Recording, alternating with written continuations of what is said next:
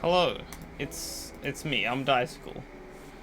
I'm I am going to be driving a classic Le Mans car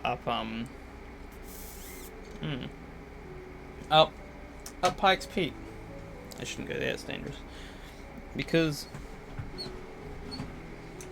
I just sort of feel like it, and I want to talk about the Le Mans race that I took part in, the online one. That was quite fun. Where is the race car? I turned the race car down for the race because it was just too loud. There we go. Yeah, so this is just gonna be a casual cruise up the hill. Up the peaks, up to Pikes Peak, sorry, because I am super drunk. I'm like more drunk than I was when I did the Nürburgring in with the V8 supercars. I was a little drunk. I could still drive. I don't know my limits anymore in these cars right now. So I'm just gonna chill out and just sort of chat. Well, that was close. Yeah, so classic Le Mans car in America for some reason, up Pikes Peak. I quite enjoyed the Arcis Le Mans race. It was quite fun. I practiced quite a lot for it. I think I did 400 and something practice laps before I actually did the race. But I never did a stint longer than one pit. Like, I never practiced more than one pit stop at a time, so I would do about 18 laps and then get off. And I was like, I thought it was just gonna be real cruisy, so I'd feel kind of the same the whole way. But once you've pitted it, after your third pit stop, and you're still racing, you start feeling it a little, but then you sort of push past it, and then you can, like, when I got to the 7 hour, I didn't do 7 hours at once. I did 3 hours at the start. I DC'd, and then firm handshake.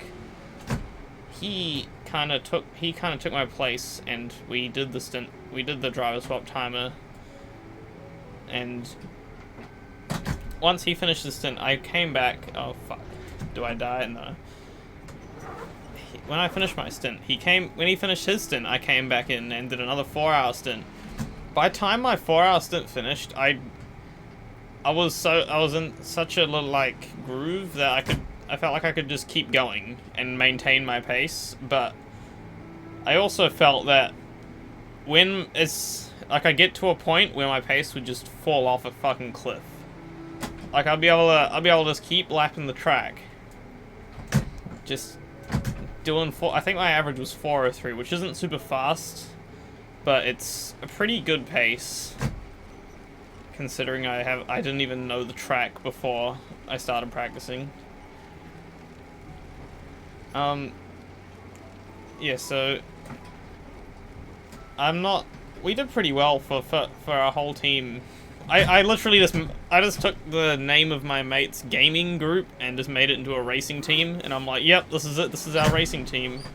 Then other people joined, and they kind of got into it. We had fun. It was good. One of our team members, surprisingly, not even close to any of the other racers' age. DK Senior is DK's father. He raced for us. He was so quick. He was surprisingly quick. I should be in a lower gear. He was very, very quick in the track. I was surprised by how good he was racing. Like, I don't know if he's actually done sim racing before, but he was proper fast. He's like a second or two faster than me. But then there were the teams that were averaging 358s, which I don't know how the fuck they did that shit. They must be real good sim racers. I think people call them aliens. They're just crazy fast. Dape Racing and I think EPAD were just crazy good. They lapped us several times. At one point, I was just focusing on real time, which is the little app in Assetto Corsa. It's one of the default apps, and it just fucking it just, I focus on it, and I look up at the track again, and at halfway down the Mulsanne Straight at the second chicane, I normally just count the signs for my braking point. So there's 3 of them. I counted 1, 2, and then there wasn't a third one, and I was like, oh shit, and I braked 100 meters too late and just rear-ended Dape Racing, and then fucked our aero completely, and I was doing, with completely red aero, I was doing 3 seconds slower laps, but it was near the end of my stint, so I don't think it was worth pitting in. It was fucking horrible through the Porsche curves, though. That was the worst. Yeah, I'm not sure I'd... And afterwards, I actually held on to the car a lot better. I focused a lot more on the second stint somehow. I don't really get why.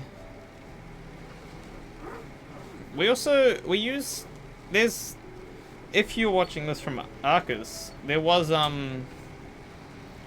7 driver swaps that you had to do, and there was a timer associated with that swap, but there was never a dedicated time you had to use that timer.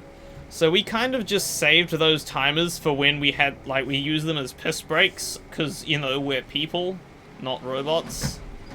So if I was racing for 2 hours, and I had to pit in, because I did 18 lap stints, a lot of people did 15 in the GT3 class. I'd just use the timer and be like, I gotta take a piss, man. And then just shoot off while I'm sitting in the driver swap thing. Yeah. One thing that I think everyone disliked was the auto camera that Cheesy had. But I don't think that could be adjusted unless there was an actual man manning the computer. So that was okay, but anyone watching the stream missed out on a lot of battles. I, in particular, had one battle, which we both enjoyed, but also both knew would get us nowhere. For 2 laps straight, I was on nearly every straight, side by side with Speedo Racing, which they were lapping me by 2 laps, and they were I didn't see them, because I woke up late. I woke up and the race was already 6 hours in. I got on about 10 hours, I think 9 hours in. And Speedo Racing had already lapped us twice. Or some, I actually don't remember. I'm too drunk to remember that. But then they came around, lapped us. And it kind of just... I was like, yeah, they could have this, but I'm gonna make them work for it. So I didn't defend, per se, I just sort of, every single straight, we were side by side for 2 laps. It was so insane. But none of that got caught on stream. That was such good racing by whoever was driving then. I loved it. That was probably the highlight of the whole race. Yeah. Like, down the Mulsanne twice, side by side with Speedo Racing, and every single time I braked slightly late, and one time they tried to brake later than me, but I knew that my braking point was just the latest you could possibly go, so they just shot off into the sand, and I shot past them again. There's also, oh fuck, there's a bug with AC where with the driver swaps, because they're not... Well, this is quite nice. There's clouds and stuff. With the driver swaps, they're not technically driver swaps. Well, they are, but the next person that hops in, they get notified, like, their position... Oh, shit. That's not good. Their position tells them they're in last place. So, I needed a teammate in the Discord to tell me what position I was in and what the timing was like, whether or not, holy fuck, whether or not I was going to,